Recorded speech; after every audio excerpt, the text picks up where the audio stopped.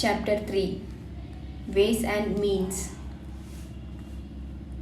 Having determined our goal, the next problem before us is to find out means for the realization of the object.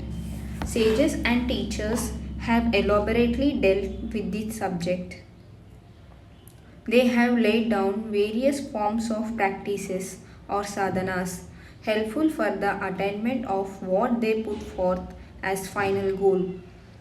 But for the realization of God, the indeterminate absolute or Parabrahman, we have to adopt means which lead us to complete negation.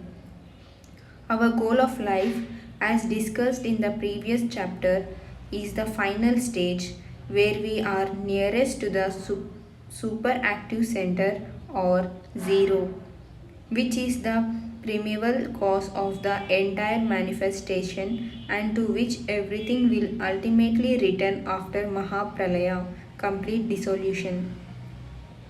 To acquire this state, we have ourselves to become zero.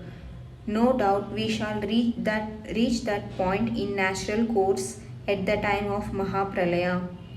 But what we strive for is to acquire it as early as possible in order to save ourselves from the miseries of innumerable lives.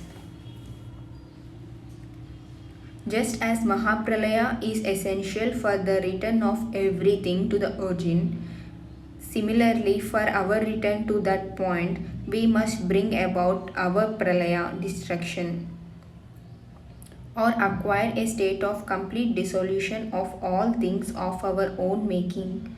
It means we have to be free from all our belongings and assume the same naked form in which we were at the time of creation.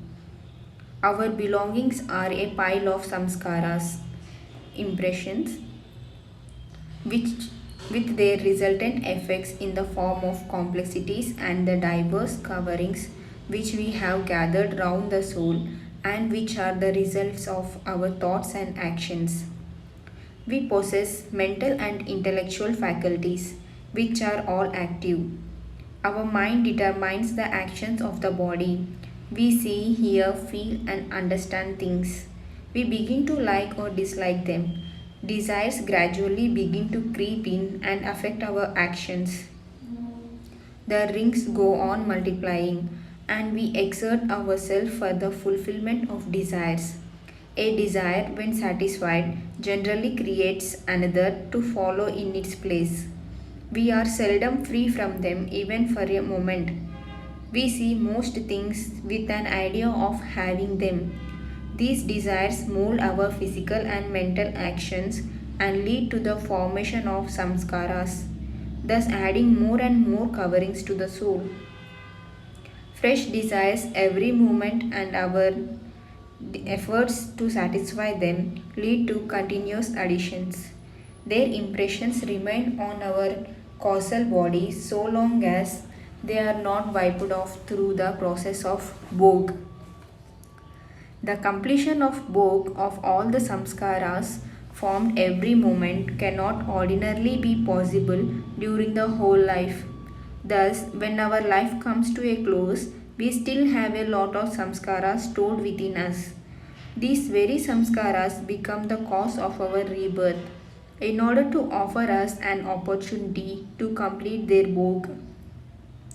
But unfortunately, instead of finishing them, we add more than those we have exhausted. Another serious obstruction in our path is caused by our sufferings and miseries. Almost everyone in the world complains of the miseries he is faced with and which he wants to do away with. But he neglects the right means.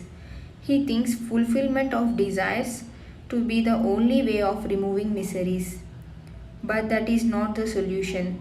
Miseries are commonly considered to be detestable, but there have been sages who voluntarily courted miseries, thinking them to be a boon, and have often prayed to God for them. The mystery of the problem will be clear if we look into the origin of miseries. The soul possesses consciousness as a result of God's will to effect creation. The soul likewise began to form its own tiny creation and gathered round it things of its own creation. Now a stir, a motion, that is unrest or disturbance, was the main factor in bringing about creation.